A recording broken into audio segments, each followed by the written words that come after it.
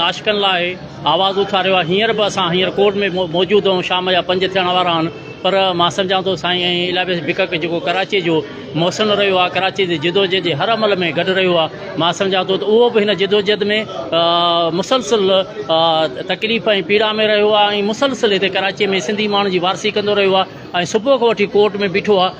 असां उन्हनि खां पुछणु चाहींदासीं त साईं हीउ जेको अन्याय थियो आहे, जॾहिं त जज बाइज़त बरी करे छॾियो आहे, हिन महिल ताईं नौजवाननि खे आज़ादु न कयो आहे, उन लाइ तव्हां छा चवंदो? साईं, पहिरीं त मां तव्हांखे पंहिंजी सिंध जे शौक़ खे इहो मां मुबारकबाद ॾियां थो त तव्हांजी जदोजहद कामयाबु थियो।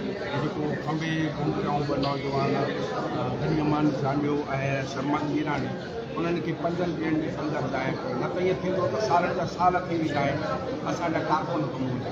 हे एॾो प्रेशर हो कारकुननि जो, एॾो प्रेशर हो माण्हुनि जो कराचीअ खां वठी कश्मीर ताईं, कींजर खां वठी चारूजर ताईं, हर रोड रस्ते ते, हर शहर ते, हर गली में, हर गंद में एहतजाज छा रस्ता रोक थी। इहो तमामु वॾो शौक़ु आहे। इहो मुंहिंजे रहबर साईं जीएम साईं जे अदम तशद्दुद वारी जदोजहद शौक़ु आहे। इहो मुंहिंजे शहीद बशीर खान कुरैशी जदोजहद शौक़ु आहे।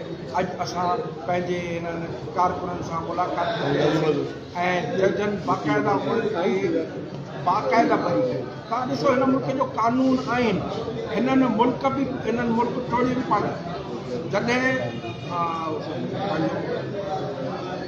मुजीबुर रहमान वॾी अक्सरियत सां खटी आयो त उनखे उन्हनि इक़्तिदार मुल्क टोड़े छॾियो। अॼु अदालत फ़ैसिलो कयो आहे।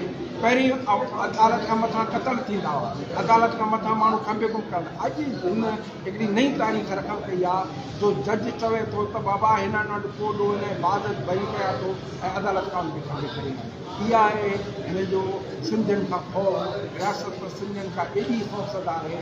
सिंधियुनि जो जदोजहद खां अदम तशद्दुद खां बेताबी समर्थन रखी इहे तस्करीफ़ूं, इहे टार्चर, इहे जेलूं असांजो हिकिड़ो यानी साईं जेल जो जेको असांजी सुनत आहे, असांजी कोशिशि करण जी असांखे क़बूल आहे। पर असीं हिन जदोजहद जारी रहंदासीं।